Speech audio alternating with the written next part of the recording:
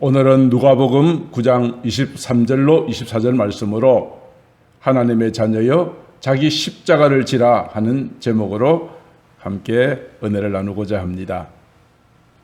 우리가 하나님의 자녀가 되어 예수님을 따르고자 한다면 우리가 필수적으로 해야 될 일이 있다고 예수님께서 말씀하십니다. 누가복음 9장 23절 말씀에 의하면 아무든지 나를 따라오려거든 자기를 부인하고 날마다 제 십자가를 지고 나를 따르라고 말씀하셨습니다. 자, 자기 십자가를 진다는 그 의미는 이제 제가 곧 말씀을 드리겠습니다만, 자기 십자가를 지고 주님을 따르는 것은 그 십자가를 내가 지어도 되고 지지 않아도 되는 선택이 아니라 반드시 그렇게 해야 한다는 주님의 명령입니다. 자, 그렇다면 이제 우리가 자기 십자가를 지고 걸어간다는 것이 무슨 의미인지를 한번 생각해 보도록 하겠습니다. 첫 번째로, 자기 십자가를 진다는 것은 자기를 부인한다는 의미입니다. 그래서 자기를 부인하고 날마다 제 십자가를 지고 나를 따르라 하였으니 자기 십자가를 지는 자의 자기 부인이 필요하다는 것입니다. 자기를 부인한다는 의미가 무엇일까요? 많은 사람들은 내가 좋아하는 일을 좀 줄이고 교회 안에서 하는 모든 사역에 좀 더 열심을 내는 것, 아니면 나는 하고 싶지만 성경에서 하지 말라고 그러니까 억지로 참는 것, 그렇게 생각하실 분도 계실 것입니다만 그것은 정확한 의미가 아니라고 봅니다. 자기를 부인한다는 것은 무슨 의미일까요? 자신이 하나님 앞에서는 죄인이라는 사실을 절실히 깨닫는 것입니다. 인정하는 것으로부터 자기 부인은 시작됩니다. 나의 죄 때문에 나는 죽을 수밖에 없다는 바로 그 사실을 인정하고 그러기에 더욱더 주님의 은혜를 사모하는 것입니다. 마땅히 내가 죽어야 할 그 십자가에 하나님의 아들 예수께서 나를 위하여 십자가에 대신 달려 죽으셨다는 사실을 인정하고 믿고 그 예수 그리스도의 십자가를 내 마음속으로 받아들이고 예수 그리스도를 구주로 인정하는 것, 이것이 자기를 부인한다는 의미입니다. 어떤 분이 재미있게 그리스도인이라고 하는 정의를 내렸습니다. 그리스도인은 영어로 크리스천이라고 합니다. 이것을 둘로 나누었습니다. 그래서 앞부분 그리스도 플러스 IAN, 그 뒤에 나오는 글자죠. 이 둘로 나누고 난 다음에 이 IAN에 특별한 의미를 부여합니다. 그것은 I am nothing입니다. 즉 바꿔 말하면 나는 아무것도 아닙니다라는 의미죠. 자, 이 말을 영어를 번역한다면 그리스도인은 예수 그리스도 플러스 I am nothing, 나는 아무것도 아닙니다. 이 두 단어를 합한 것이 크리스천이다, 그렇게 고백했습니다. 그렇습니다. 자기를 부인한 자의 고백은 이와 같습니다. 내게 예수 그리스도께서 계시지 않는다면 나는 아무것도 아닌 존재입니다를 고백하는 자가 자기를 부인하는 존재가 되어지는 것입니다. 자기를 부인한다는 것은 내가 내 인생의 주인의 자리에서 내려오는 것입니다. 이제는 주님이 내 인생의 중심에 들어오시어 주께서 말씀하시고 이끄시는 대로 순종하며 가겠다는 결단을 하는 것이 자기를 부인하는 것입니다. 사도 바울은 이렇게 말했습니다. 내가 그리스도와 함께 십자가에 못 박혔나니 그런즉 이제는 내가 사는 것이 아니요 오직 내 안에 그리스도께서 사시는 것이라고 고백했습니다. 나는 죽고 내 속에 그리스도께서 사시는 것입니다. 내 안에 그리스도께서 사신다는 말의 의미를 하반절에 이렇게 말합니다. 하나님의 아들을 믿는 믿음 안에서 사는 것이다 라고 사도 바울은 고백하였습니다. 예수님께서 이렇게 말씀하신 적이 있으시죠. 나더러 주여 주여 하는 자마다 다 천국에 들어갈 것이 아니라고 말씀하시면서 내 아버지 뜻대로 행하는 자라야 들어간다고 말씀하신 적이 있습니다. 이어서 예수님께서 하셨던 말씀이 많은 사람들이 주여 주여 우리가 주님의 이름으로 선지자 노릇했고 주님의 이름으로 귀신도 쫓아내고 주님의 이름으로 많은 권능도 행했습니다. 주님의 이름을 가지고 이 사역을 했다는 것입니다. 굉장한 사역을 하지 않았습니까? 선지자 노릇하고 귀신도 쫓아내고 권능도 행하였으니까요. 그러나 내가 행했던 모든 사역이 주님의 아버지의 뜻과 무관하다면 이때 주님의 말씀은 무엇입니까? 내가 너희를 도무지 알지 못하니 불법을 행하는 자들아 내게서 떠나가라 하리라. 내가 아무리 교회에서 열심히 봉사하고 사역을 한다 할지라도 아버지 뜻과 무관하게 살아간다면 이 모든 것들은 불법이 된다는 것을 인정하고 내가 지금까지 쌓아왔던 모든 것들, 공로의식, 나의 모든 너희를 다 내려놓는 것, 이것이 자기를 부인하는 것입니다. 그러나 이것은 쉬운 일이 아니죠. 그래서 사도 바울은 이렇게 말했습니다. 나는 날마다 죽노라.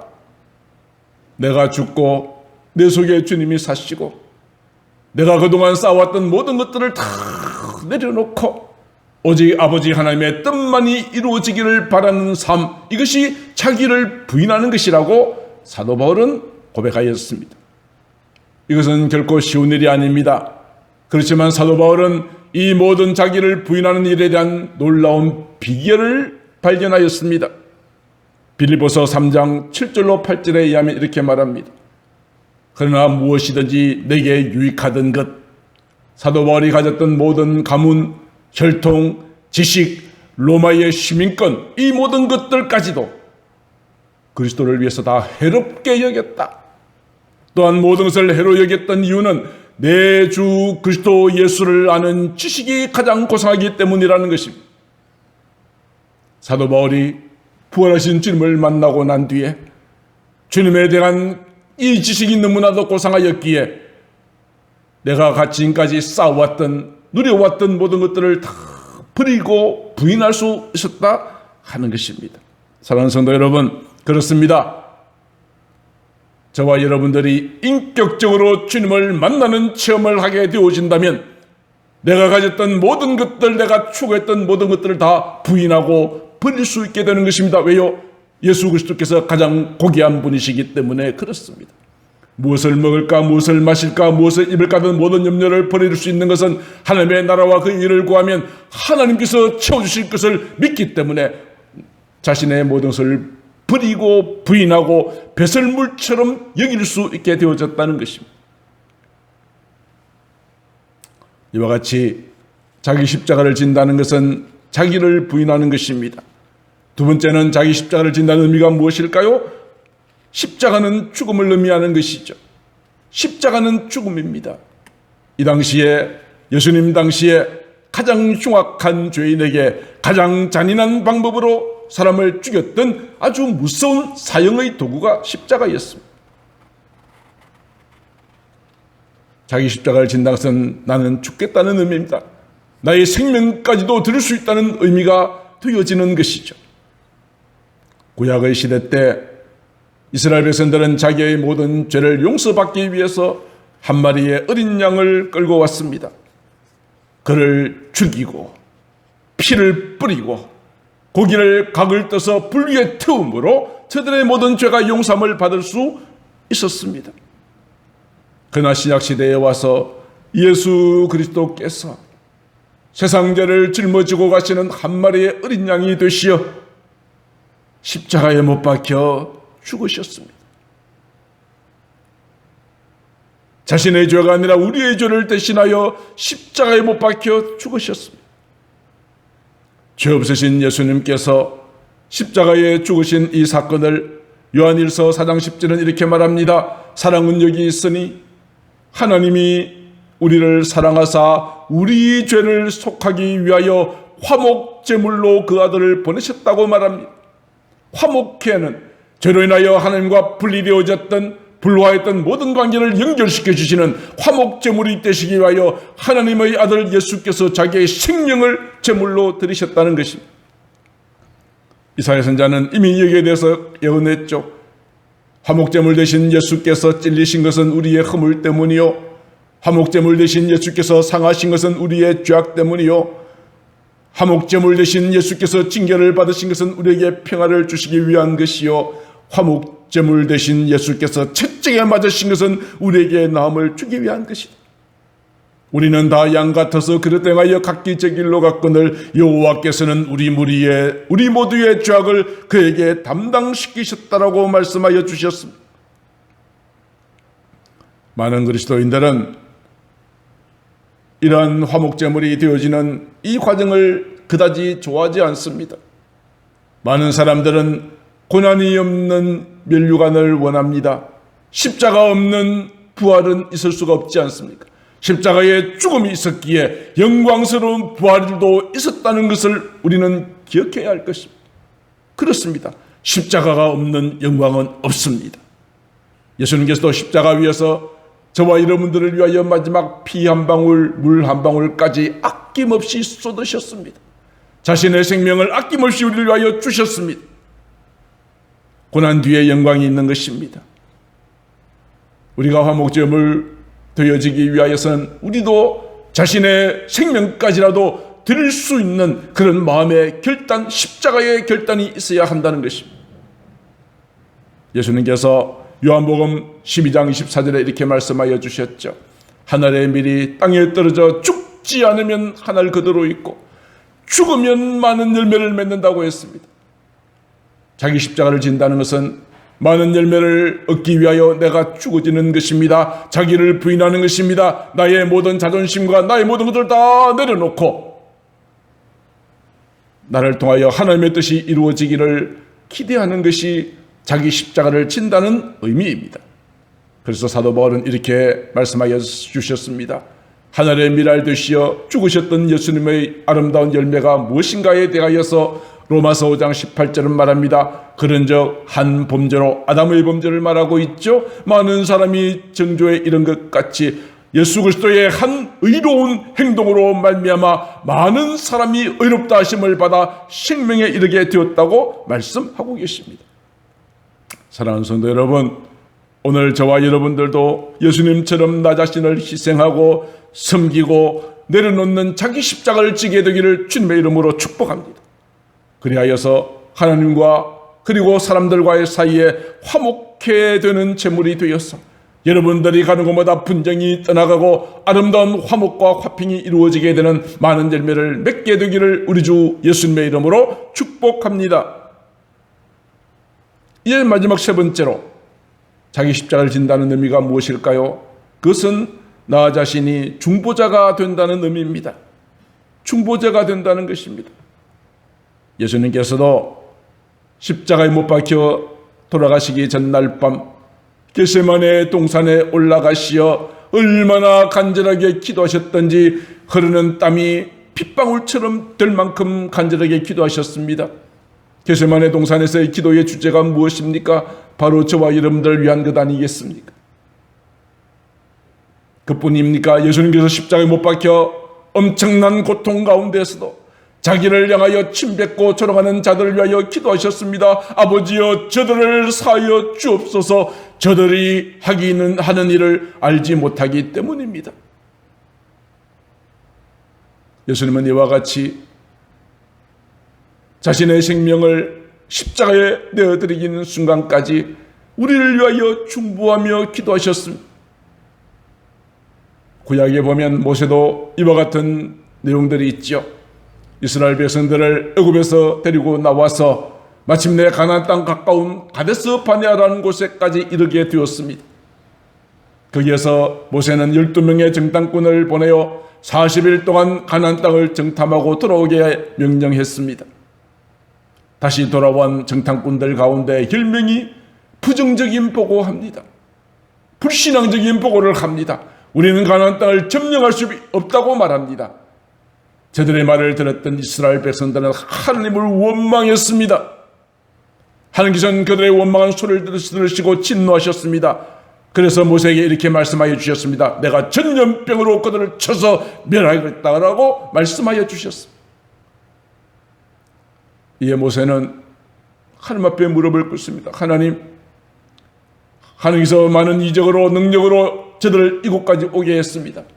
만약에 하나님께서 이곳에서 저들을 멸하신다면 세상 사람들이 하나님의 능력이 없어서 가나안 땅에 못 들어갔다 할 것이 아니겠습니까?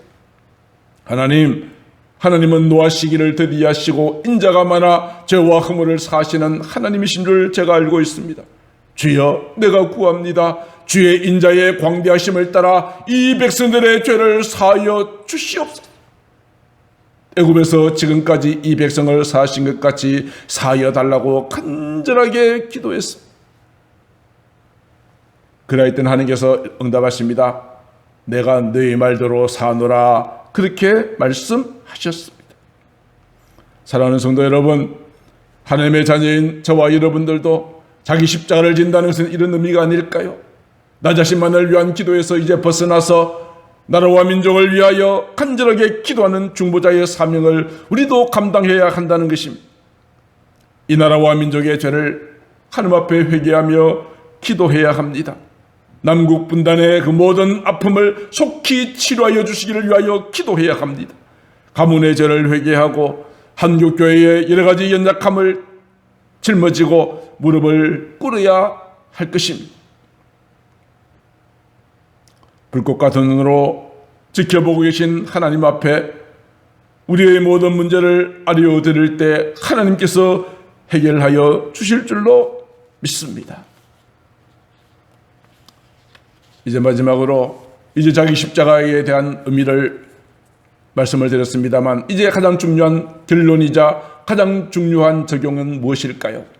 각자 여러분의 삶의 현장에서 자기 십자가를 지라는 것입니다. 자기 십자가를 진다는 그 의미만 지식적으로 알면 무엇하겠습니까? 여러분들이 지어야 될 장소가 있습니다. 어디입니까? 여러분 각자 삶의 현장입니다. 가장 먼저 여러분의 가정입니다. 요사이에 가정들이 많이 깨어지고 있습니다. 이혼 가정이 늘어나고 청소년들의 범죄가 급증하고 있습니다. 특별히 청소년 범죄의 문제의 가장 큰 원인은 어디에 있을까요? 가정에서부터 그 원인을 찾을 수 있게 될 것입니다. 가정이 믿음 안에서 화목하다면 자녀들도 건강하게 자랄 수 있을 것입니다. 솔로몬은 잠언서 14장 26절에서 이렇게 가정의 중요성을 강조하고 있습니다. 여호와를 경외하는 자에게는 견고한 의뢰가 있나니 그 자녀들에게 피난처가 있으리라. 하나님을 경외하는 가정에는 하나님께서 함께 하시고 하나님이 친히 가장이 되어주신다는 견고한 의뢰가 있습니다. 자녀들도 세상에서 어렵고 힘든 일을 맞이해도 가정에 들어오면 그들이 마음이 피난처가 있고 안식처가 있게 될 것입니다. 그런데 만약에 가정이 날마다 다투고 싸우고, 그렇다면 자녀들은 집 바깥으로 나갈 수밖에 없고 세상의 모든 취약한 점에 빠질 수밖에 없는 그런 결과를 가져오는 것이 아닐까요? 우리 모두 여러분들의 가정에서 하나님을 경외하는 자기 십자가를 져야 합니다. 아버지는 한 가정의 대제사장으로서 가정 예배를 인도하고 날마다 가정을 위해서 두 손 들고 기도하는 십자가를 져야 할 것입니다. 어머니는 남편을 내조하고 사랑으로 자녀를 양육하는 십자가를 져야 합니다. 자녀들도 어릴 때부터 말씀으로 잘 훈련받고 하나님께서 주시는 그 꿈과 비전을 이루기 위하여 믿음으로 최선을 다하는 자기 십자가를 져야 할 것입니다. 그때 여러분의 가정은 천국이 될 것이고 사랑이 샘솟는 동상이 되어질 줄로 믿습니다. 두 번째, 우리가 짐을 져야 할 현장은 어디일까요? 저와 여러분들이 섬기는 교회입니다. 교회마다 건물 위에 높은 십자가 종탑을 세웁니다. 그렇지만 가슴 아픈 것은 밖에는 십자가가 높이 세워져 있지만 정작 교회 안에 자기 십자가를 지고자 하는 사람들이 너무 적다는 것입니다.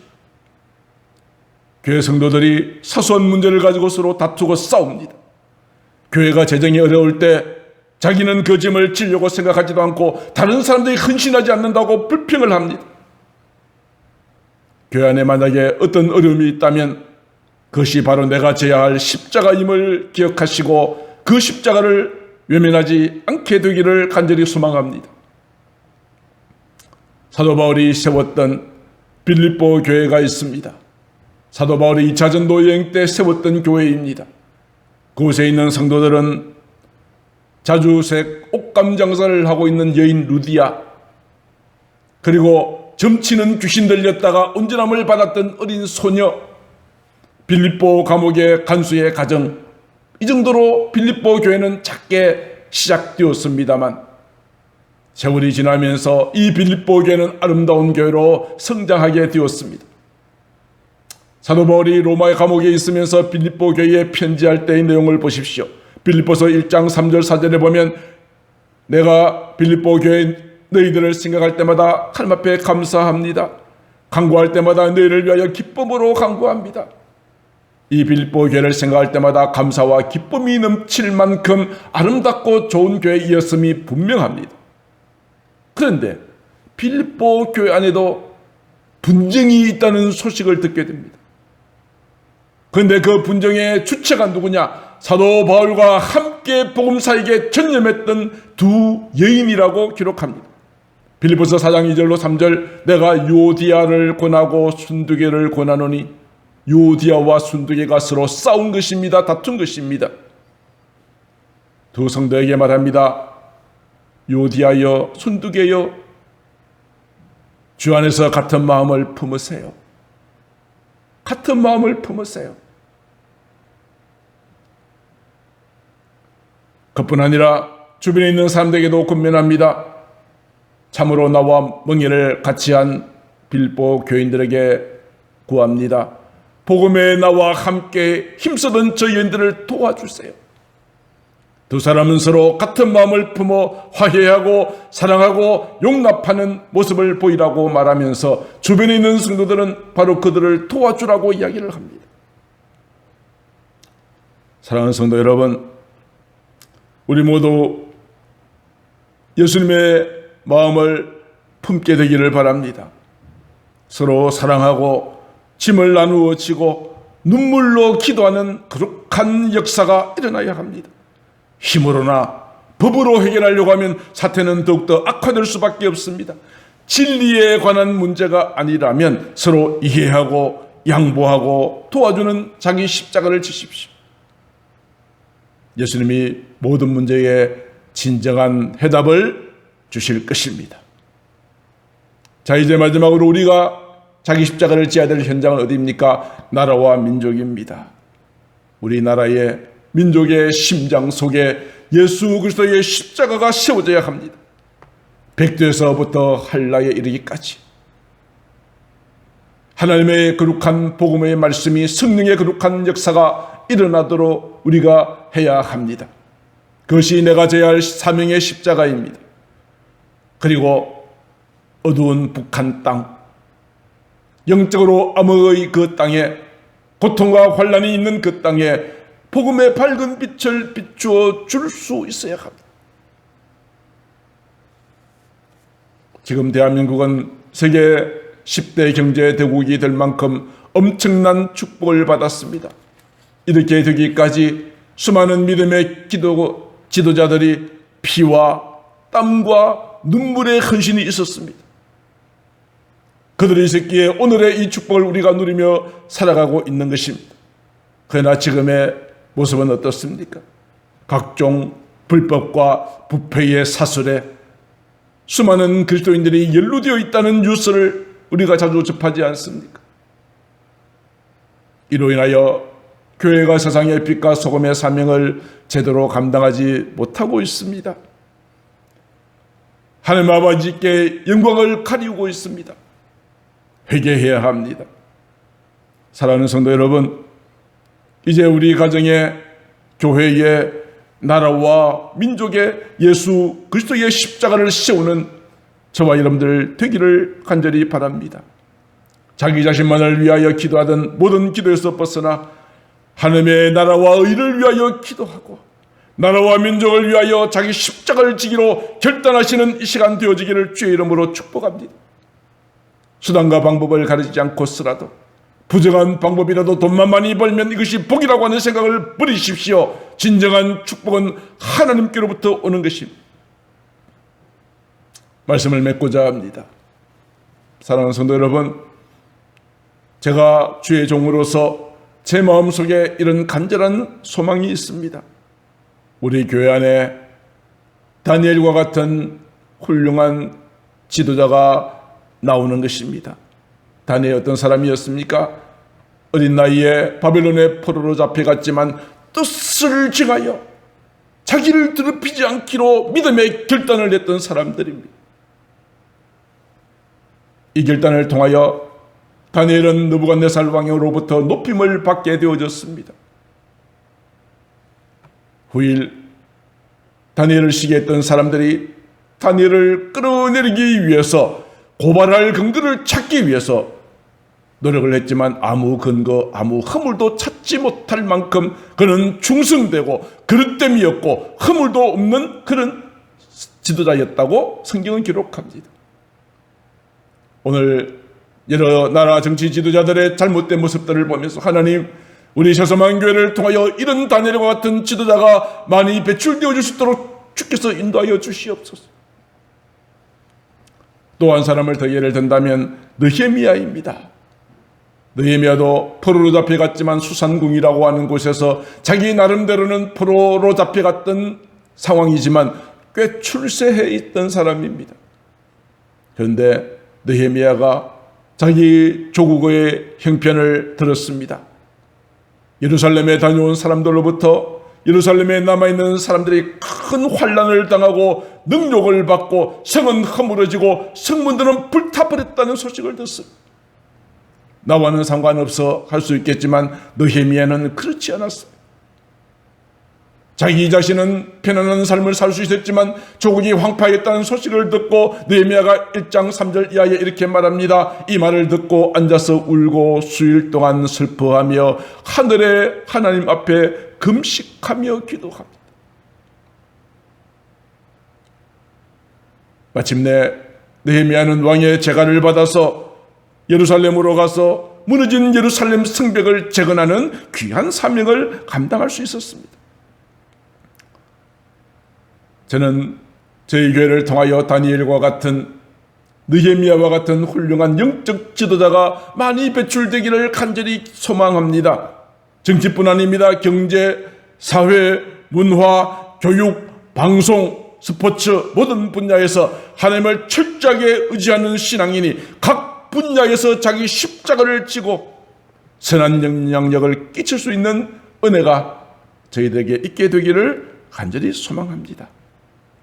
사랑하는 성도 여러분, 이제 우리 모두 이 시간 결단하십시다. 나는 자기를 부인하고 자기를 십자가를 지고 주님을 따라가겠다. 나 자신만을 위한 기도에서 이제는 주의 몸된 교회와 나라와 민족을 위한 기도의 중재자가 되겠다. 그러나 이 모든 것들은 스스로 나 혼자만의 결심으로 이루어지기는 어렵습니다. 어떻게 하면 될까요? 성령으로 충만함을 받으면 됩니다. 인격적으로 주님을 만나기만 하면 됩니다. 하나님, 오늘 나에게 성령의 충만한 은혜를 주시고 오늘 예배를 통하여 주님을 만나게 하여 주시옵소서. 이런 기도를 주 앞에 올려드리기를 간절히 소망합니다. 자기 십자가를 지고 여러분의 모든 삶의 현장에서 살아가는 저와 여러분들을 통하여 여러분이 살고 여러분의 가정이 살고 교회가 살고 나라와 민족이 살고 하나님의 영광이 온 땅에 가득한 귀한 축복이 있게 되어지기를 우리 주 예수님의 이름으로 소망합니다. 축복합니다. 기도하겠습니다. 존귀하신 하나님 아버지, 우리가 믿음 생활을 하면서도 하나님의 뜻과 무관하게 나만의 열심으로 하나님의 뜻을 이루었다라고 착각하며 살 때가 많았습니다.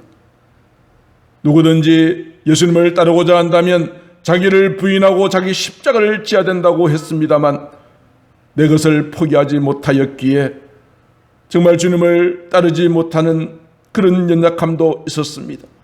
주여, 우리의 모든 죄를 용서하시고 이제는 내가 내 인생의 주인이 아니라 하나님이 내 인생의 주인 되시고 나의 생명조차 아낌없이 주 앞에 드릴 수 있으며 나라와 민족을 위하여 하나님 앞에 중보하며 주께 무릎 꿇는 저희들 되게 하옵소서.